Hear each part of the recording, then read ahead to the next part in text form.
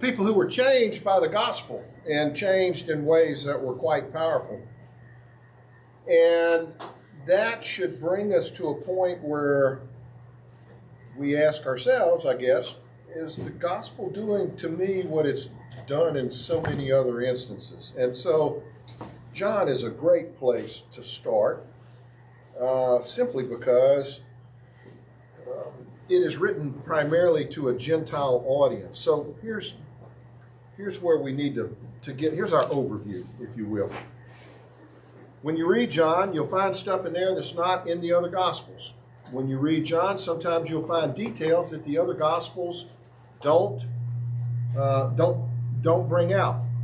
So there's this, if you will, there's this picture where John, and indeed all of the Gospels, taking what Jesus is saying and they're making sure that it fits to the particular audience that they're dealing with. Now, Paul himself said, I've become all things to all people so that some might come to know the knowledge of Christ. And what that basically means is when we read these words, regardless of where they are, our job is not just to parrot them back. Our job is to know them, to understand them, to be able to apply them, to take parts of it and use it in certain places and other parts in other places. So, having said that, here's a couple of things that we need to kind of think of when we're looking at John. First of all, it has no parables. Parables were what? They were the way that the Jews tended to teach. So Jews learned in parables. Well, this book is not written to Jews, so it doesn't include the parables. That doesn't mean the parables aren't relevant. It just simply means John is taking the information and bringing it to his own audience. There's no exorcisms. The other, the synoptics, Matthew, Mark, and Luke, they talk of demon possessions and stuff. But John's audience was primarily the new church, the Greek church, the Greco-Romans. Exorcism would have sounded like magic. And they're like, well, that's would have confused them. And they're like, okay, we're just not going to do it. We're not going to do that. And there's very few proclamations about kingdom teaching. The kingdom of God is. The kingdom of God is. You'll see those teachings in the other Matthew, Mark, and Luke, but you're not going to find those primarily in John. Because, again, it's being tailored to the audience that it's going to. So, the big thing, if you wanted to just kind of take the overview of it, part of what John is trying to do, besides starting it off with some of the most magnificent language that you could ever find, he's trying to point out that Jesus was in severe conflict with the leaders. You could almost subtitle John, the Gospel of John, ... the number of times they tried to stone Jesus. Because it was, the whole book is about, go get the rocks. Go get the rocks. He's done it again. Go get the rocks. And so that is it's a recurring theme. John also fills in details that the other Gospels don't tell us. The other Gospels tell us that in the Garden of Gethsemane, some dude got his ear whacked. Doesn't tell us who did it, just said it was one of Jesus' followers. John lets it slip, and he says it was Peter that had the sword. Now, there's probably a good reason for that. Peter had probably died already, because in the mid-60s, Peter was martyred by the Romans. Since he's dead, there's no reason to hide the information. I can now say the guy that pulled the sword out, that was Peter. But if you read the other Gospels, that detail's not there. It's just a nameless person that was following Jesus. So we get a little information there that we didn't really have before. John also tells us a little bit about the charges that were brought against Jesus at his trial. He fills in some of the details. This is what Mark 14 says.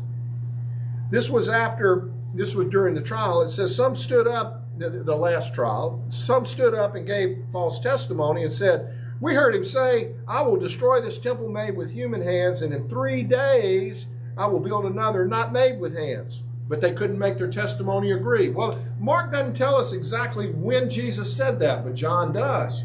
John tells us in chapter 2, he says, when it was almost time for the Jewish Passover, Jesus went up to Jerusalem.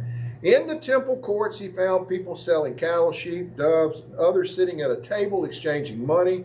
He made a whip out of cords and drove all of them from the temple courts. Sheep, cattle, people, it didn't matter.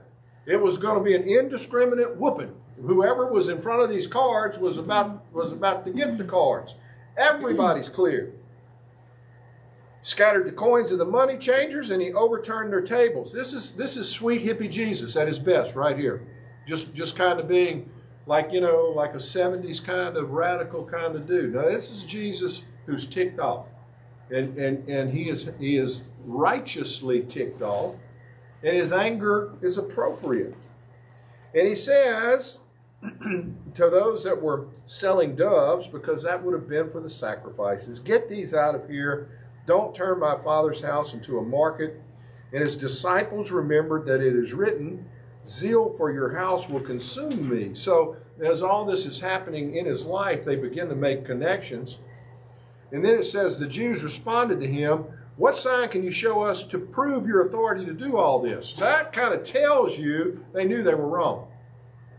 Because they didn't ask him, what do you think you're doing? They're like, why do you think you can do this? They knew. They knew we're not supposed to be selling stuff here in the temple. But since nobody's ever told us anything, we just go ahead and wink, wink, nod, nod. And now all of a sudden we got our hand called, and they're going, what? How do you know? How do we know that you actually have the authority to tell us this? And Jesus told them, destroy the temple, and I will use it. I will build it again in 3 days. They replied, well, it took 46 years to build this temple, and you're going to raise it in 3 days. But the temple he spoke of was his body. After he was raised from the dead, his disciples recalled what he had said. So Mark tells us, this was brought up at the trial. John provides the details. This is when that all took place. This was 2 years later. They were still trying to use this at the trial to convict him. They were going for anything they could find. So the other thing that it does is, if you just take Matthew, Mark, and Luke, you don't know how long his ministry is. You can't tell. John gives us a pretty good idea that it was about 3 years, because he keeps talking about Passovers and feasts, and we know when those fell on the calendar. And since we know those calendar dates, we can kind of extrapolate from that. Well, okay, then he was teaching, and his ministry was about 3 years, give or take. And so what we now have here is that, for example, one other thing is that when it gets to the trial in John, when he's before Caiaphas, we don't get hardly any details at all. Why? Because the audience that he was talking to already knew all these details. Clearly they knew Matthew, Mark, and Luke. I don't have to explain them to you. I don't have to go to them again. You know this stuff. I'm going to fill in some of the holes.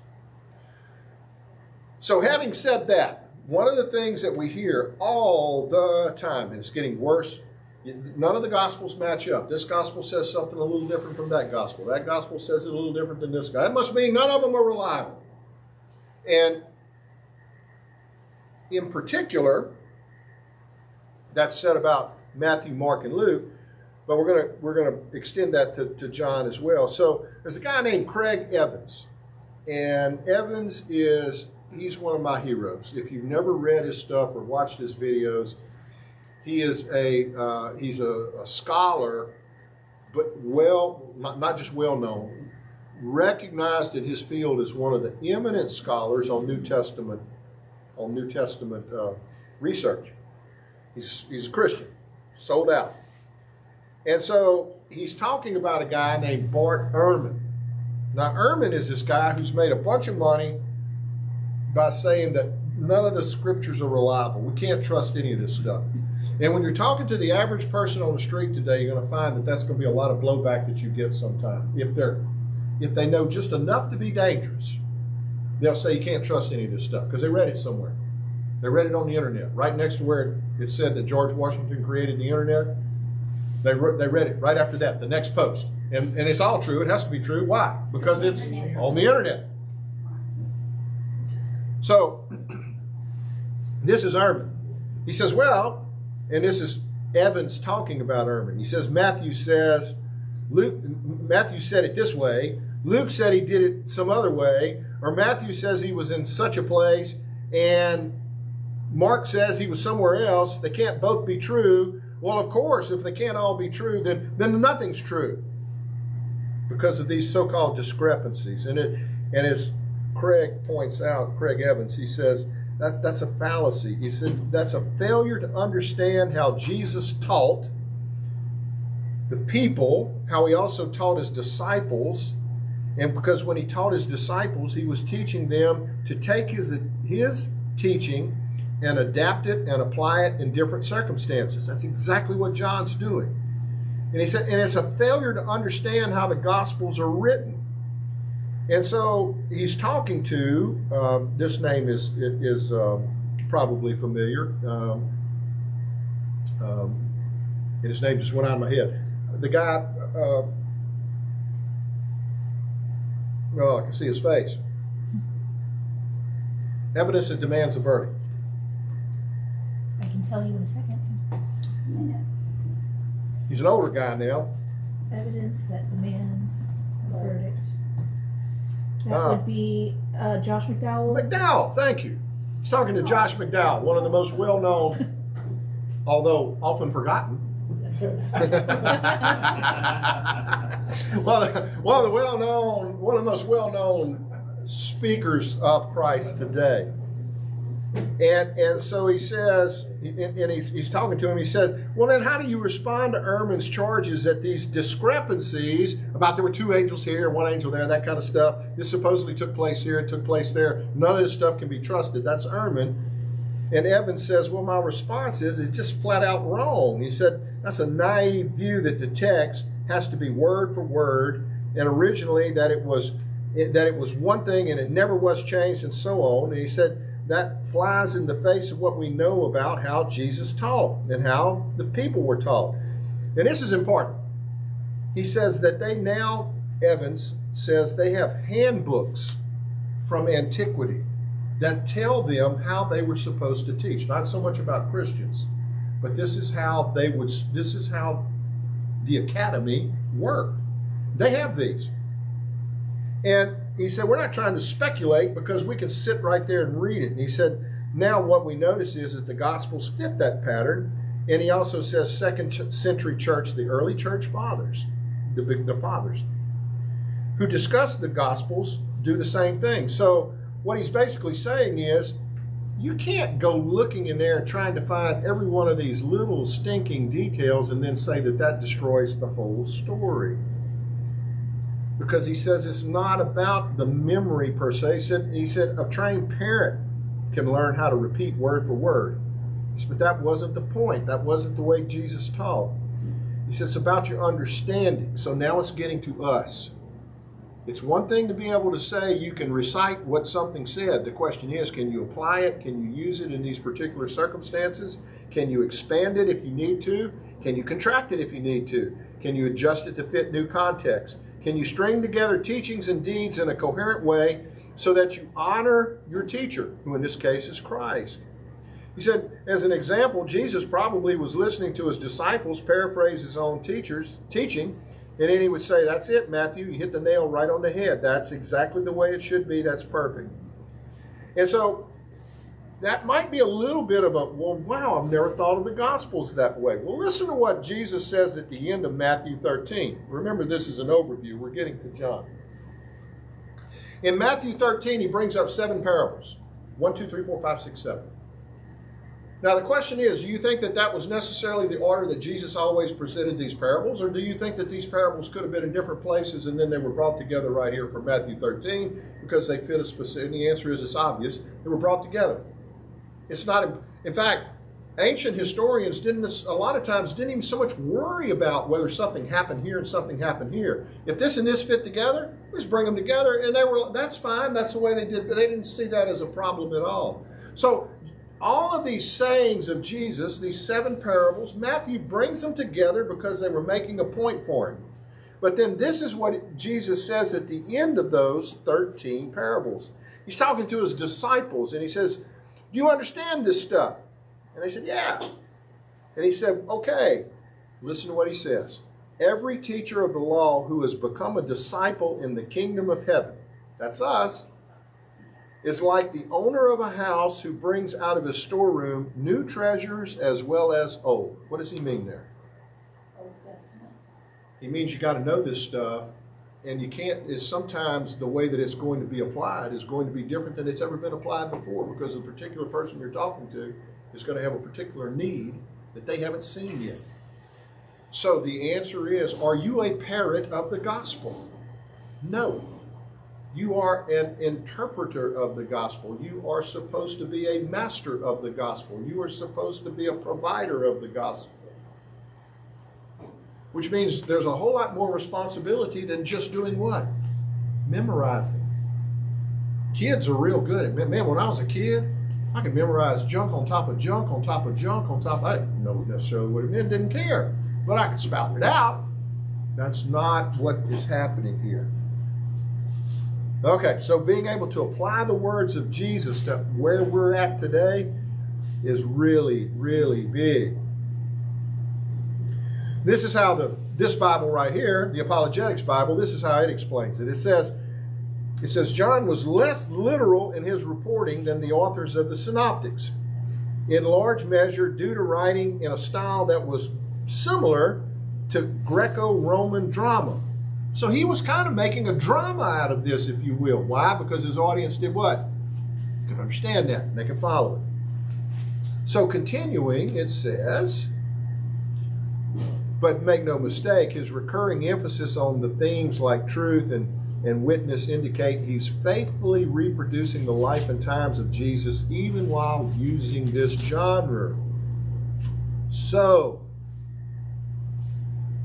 what we're hearing here is that John was writing in a little bit different style with a little different way, but what he is providing us is the information as he saw it that would best provide the answer to his people. Now here's another question. When was John written? A lot of places, this is interesting. When I first started looking at this stuff back in the day, they would say that Mark was the first gospel written, and it was written sometime after AD 70. Now, why did it have to be written after AD 70? Because they said there's no way that he could have known that the temple was actually going to be destroyed. So since the temple was destroyed, this was put in, this is the reasoning, this was put in after 70, so the book was written when? After 70. Now that's a strange way to date something, because what does it presume? It presumes Jesus is not divine. It presumes that the stories are just stories. And so for Jesus to say in the Olivet Discourse, this temple will be gone in a generation. You can book it, mark it, write it down. And they said, well, he couldn't know that. And since he couldn't know that, they had to write Mark after 70. And since Mark was the first one, what does that make the rest of them? Later than that. Well, what does that start doing to the whole message of Christianity? It puts doubt on it. You mean they just kind of stuck stuff in. That was the scholarship, right? But there's a problem with that. When you read Acts, there's two dudes that are still alive in Acts, Peter and Paul. Now we know something about both of those guys. We know when they died. They died in the mid-60s. Now when Luke was writing Acts, he talked about Stephen, and what happened to Stephen? He got stoned. He talked about, I believe it was Philip. No, James, excuse me, James. James talked about James, and James was. So now all of a sudden he talks about these other people that were martyred, but he doesn't bother to talk about Peter and Paul.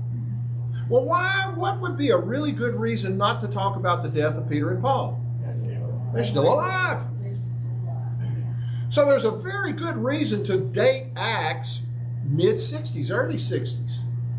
Now, if we do that, and we know that Luke wrote Acts is chapter 2, if you will, that means that the book of Luke was what? Earlier, probably 50s. And if we take the book of Luke and then we say that Matthew and Mark were the earliest, we know that because Luke borrows a whole lot of stuff from Mark when he talks. Whole lot of stuff. So we know that he knew Mark. Not necessarily knew Mark, but he knew the source of Mark, and he was using that source. Same thing with Matthew. Matthew had a lot of that. So if that does that, then that can mean that Mark could be all the way back to the 40s. 10, 15 years, 15 years maybe, after the crucifixion and the resurrection. Where does that put John? Well, we know that John is the last book written, or we can be pretty confident about that. Why? Well, the early church fathers, the first people that were taking this down after the apostles were gone. They'd all died. This is now the church. And they all said John was the last book. So that gives us a pretty good picture right there. John wrote also, like his readers already knew the apostles. He didn't have to explain who they were. So in the Gospels of Mark and Matthew and Luke, the disciples are named and how they're introduced. And John doesn't, he just kind of rolls through that real quick. John writes as though his readers already know about John the Baptist. Well, why would they know about John the Baptist? Because Matthew, Mark, and Luke have told them about John the Baptist. I don't have to explain who John the Baptist is. Instead of calling John the Baptist, he just says he's John. And his people would know who John is.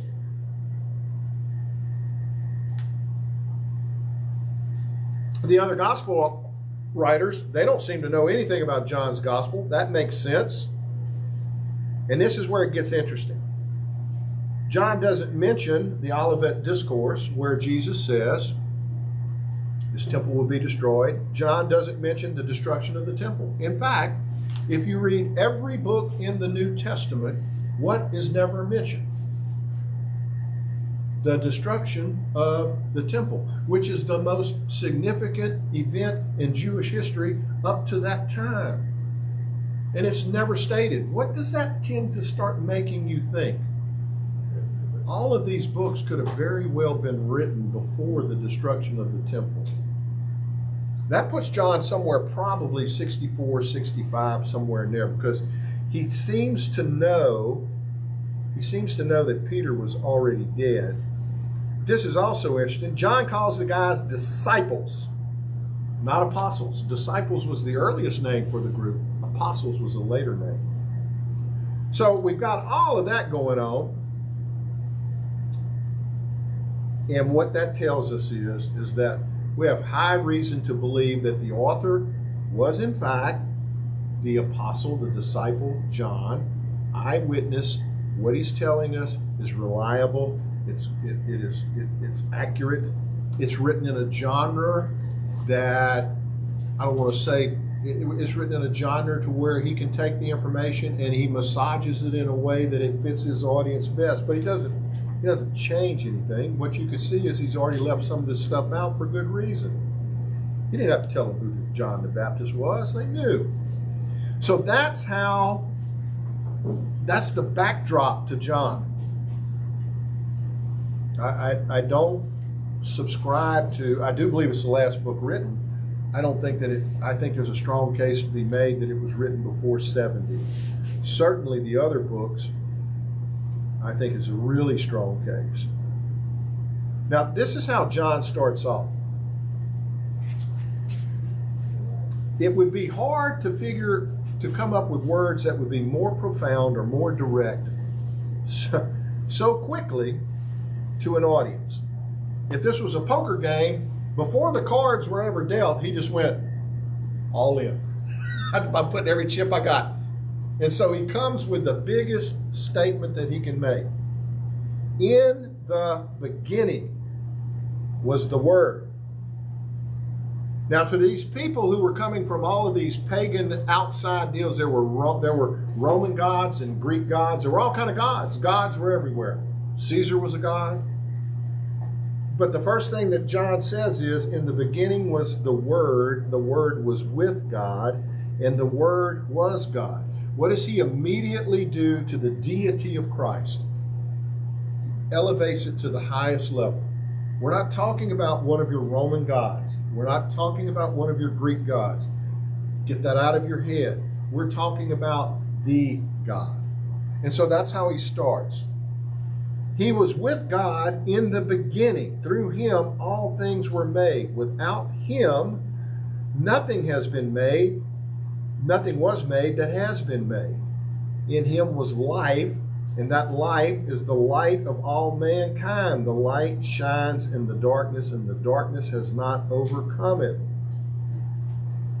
So he says everything that was created has been created by the Word. Well, what's been created in our universe? Well, let's just start with this.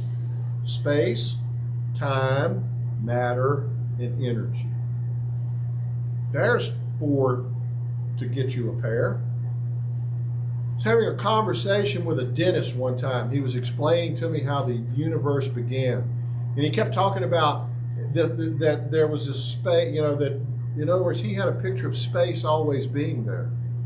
And it was like, you got this all wrong, Doc. The picture that physics tells us is that as the universe begins to expand from a point where there was no point, that's when space begins. Because space is the distance between things. If there are no things, then there is no what? Space. So as the universe begins to expand, it creates its space as it goes. Now, this is the kind of thing, if you're listening to this, and people go, oh, let's worship God. I think we need to be very careful, because we caricature God into this thing, this picture where he's running to me. Yes, he cares. Yes, yes, yes, yes, yes. But this is the infinite mind that could create space, time, matter, and energy. When you worship, make sure you understand the power of what it is you are worshiping. So there's a guy named Albert Einstein. And Einstein's playing with all of his numbers back around 1915, 18, somewhere around in there. And when he's playing with his numbers, he's going, well, I got to put this thing in my equations, because if I don't, the universe is going to be expanding. Now, I don't want the universe to expand, because if the universe expands, what happens? We can run it backwards. If we run it backwards, what happens to it? It gets to a point where it does what? Gone. It's no longer here. In the beginning. And so what Einstein and a lot of people of his time wanted was a universe that had no beginning. And so he goes and he sees a guy that's named Hubble. The telescope dude, right? The Hubble telescope. He goes to see him out in California. Hubble he's got this big astronomers, they can look out through the telescope. And Einstein gets slapped in the head, because when he looks, Hubble can show him these pictures that indicate that the stars, it doesn't matter which direction you look, here, it doesn't matter. They're all doing this in all directions. And Einstein said at that point he realized it was the biggest mistake that he'd ever made in his scientific life, because he was trying to make the universe do this. It doesn't do that. The universe today, as we're talking, as we're sitting here, it is creating space in all directions as it goes. And Einstein said, well, that's just, the implications of that are that the universe had to do what? Start. He understood that. Well, then we started figuring some things out. For example, some of the things that you need to kick this universe off, there's something called a gravitational constant. It has to be accurate at 1 in 10 to the 60th. Now we're talking about worshiping God, so now you're talking about, this is essentially taking a BB gun, putting on blindfold, shooting with a mirror while driving in a car at 120 miles an hour over a Louisiana road and popping the flies out of the eyes out of a fly at 5 miles. And then just basically going, oh, you want to see it again? You can't do it by chance. 1 in 10 to the 60th means that the God that created this universe had it so precise, because if it varies just a little bit, we're not here to talk about it. And when I say a little bit, I mean the tiniest. That's just one. There's an expansion rate for the universe that has to be accurate at 1 in 10 to the 120th. which dwarfs 1 in 10 to the 60th. If you're wondering what 10 to the 60th is, that's about how many stars there are in the universe. 10 to the 120th just blows that out the water. And then there's a balance between mass and energy in this early universe that has to be 10 to the 10 to the 120th. I can't even tell you what that number means. That's how accurate it has to be, the balance between mass and energy. Because here's the strange thing. Why is it that Steve Krechting and I right now are being attracted by force, by gravity? There's a distance between us. He's got mass, I've got mass, but yet we're being attracted. At the same time that Aiden and I are being attracted. At the same time that the building over there is attracting us. At the same time that the Eiffel Tower is attracting us. You get the picture? Anything that has mass is attracting everything. So the question is, why doesn't it all just what? And that was a good question, as that was the whole deal, because what should happen if we don't have this exactly right between mass and energy, if we don't push just fast enough to make sure that the gravity don't suck us all back together, guess what? We're not here to talk about it. If there's too much energy and the gravity can't hang on to enough stuff in order to be able to make stars and that kind of thing, guess what? We're not here to talk about it. What kind of variance can we tolerate? 10 to the 60th, 10 to the 120th, 10 to the 10 to the 120th. So when you worship God, be careful. You are not dealing with a slacker. You are dealing with the creator of space, time, matter, and energy, and has demonstrated to everybody, you want to see my power? Check this out. So we live with a second generation sun. What does that mean? Well, it means all the first suns that were out there started getting enough mass together that they got so much mass that they were actually able to take hydrogen, and it just got so much gravity there that it started heating up, and eventually it creates helium. Okay, so we're starting to make elements. They come from the sun. They come from suns. Suns are solar furnaces for elements. That's where they come from. When you eat a nice carbon-based steak, you are partaking of some sun, because those elements were created in that process of the sun. Well, the first generation suns burned very, very hot and not very long. And they were too big.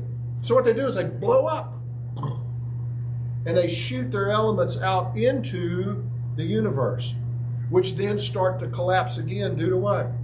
Gravity. And as they start to collapse, they start to create second generation suns, ours. And our sun, God bless it, is a nice, stable sun. It's going to be there for a long, long, long time. But we need those elements because our sun and suns like it create things like iron and carbon and oxygen and nitrogen. All those things kind of sound important, don't they? And so without that second generation sun, we don't have that stuff. And now God is sitting there and he's watching this and he goes, when somebody says, well, is God powerful? That's when God says, hold my beer. I'll show you powerful. You want to see powerful? Now, the problem is, as Christians, sometimes we ignore the beauty of God because we get worried about that E word. We all know the E word, don't we? Evolution. But here's the problem. In every cell, we haven't even talked about the complexity of the human body. In every cell, there's a molecule called DNA. DNA has about 6 billion bits of information in it. So in other words, the DNA in your cheek is the same DNA that's in your muscle, that's in your eye, that's in your brain, that's in your heart, but yet all of these have organized themselves into different modes of function. How? Because the DNA has this genetic information in it, and then it'll have a stop code that tells the stuff to do what? This is as far as you go. That's all the information that goes right here. Boop. Use this to make a heart. Okay, use this to make a brain. Use this to make a muscle. Use this to make a kidney. Use this to make an eye. All of this is in every cell. Now, how does the cell know when to stop, when to start? Well, if you're going to tell me that blind forces, purposeless forces, created all of that information, that's a bigger leap of faith than any that it takes for me to say that there's a God. It just doesn't work. The genetic complexity that it takes to have the information available in the right order. We haven't even started to talk about what good is an eye without an optic nerve. If you don't have an optic nerve, what good is an eye? That's a wheel without a rim. So these things have to now begin to work in concert, and they need to be able to connect to the part of the brain that connects that works with the optics. Now, this is an interesting question as well. What's the difference between a brain and a mind? Because you know how your brain works? It's a stupid little thing. These little electrical charges and chemical charges jump across these very tiny little gaps called synapses. And that stuff going back and forth across there is like this electrical switchboard on crack. Stuff is just flying everywhere. And everything you do is because of these chemical, electrical activity. Everything you see, everything you hear, well, that's fine. But the question is, can you take those chemical, physical reactions and make a mind? Hamburger. What did you just see? Your version of what? What a good hamburger looks like. Tell me what it smells like. You can do that. Tell me what kind of bread you want. You can do that. How is it that we can transfer something as abstract as letters on a page? The Word became flesh. All that is ink on a page. It was delivered. Why is it that the physics of that allows us to then begin to, we don't know where the mind, we don't understand the difference between the mind and the brain. We don't know what gravity is. I was making that as a joke, but it's in all sincerity. We don't know. We have no idea why something out there is attracted to something over here. We don't know why. We don't know what energy is. We know what it does, but we don't know why. Well, part of the reason is we're not the Word. We weren't there in the beginning. But the Word knew,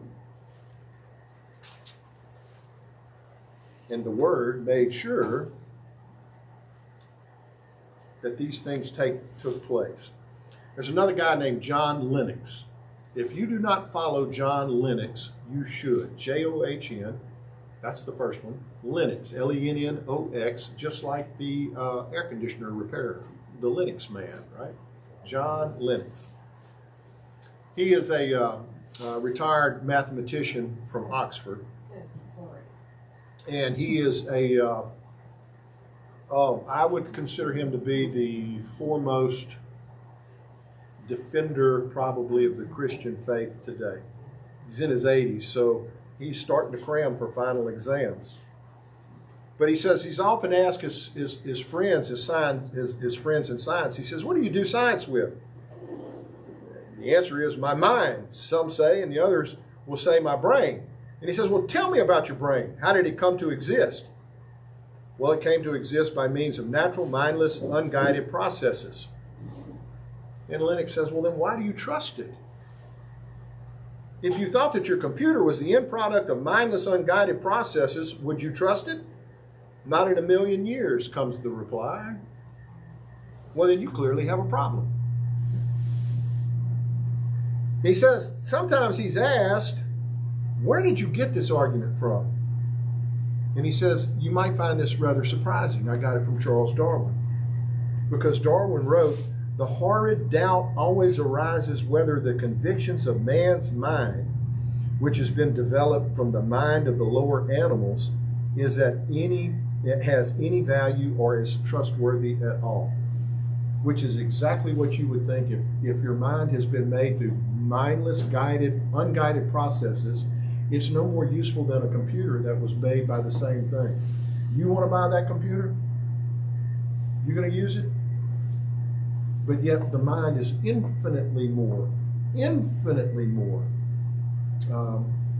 complex. That's what the Word can do. So when you read those first 4 verses, 17 words or so, it's like, don't let this get by you, how important it is. So we're going to introduce this, and this is where we'll start next week. There was a man sent from God whose name was John. That would be who? The Baptist. He came as a witness to testify concerning that light, so that through him all might believe. He himself was not the light. He came only as a witness to the light. Now, the interesting thing for these people is, in their multi-God worlds and this kind of stuff, they had heard all these things about this God and that God, and John is starting off saying what? There's a one God. Now, they didn't have microscopes to be able to look at the complexity of cells, and they didn't know the physics of the universe. There was a lot of things they didn't know. What made these people believe, follow the Christian faith? What did they have at their disposal? Survey says, resurrection. The biggest proof there is of the deity of Christ. We have that and the whole book in front of us now. And yet, as Christians, sometimes we treat God as if he is really, that this is really all about me, instead of recognizing that the creator of the universe, because he cares about me, has made a means for me to get to him. The true light that gives light to everyone was coming into the world. He was in the world, and though the world was made through him, the world did not recognize him. You hear what he just said? The earth didn't recognize its creator. The created did not recognize its creator. He came to that which was his own, but his own did not receive him.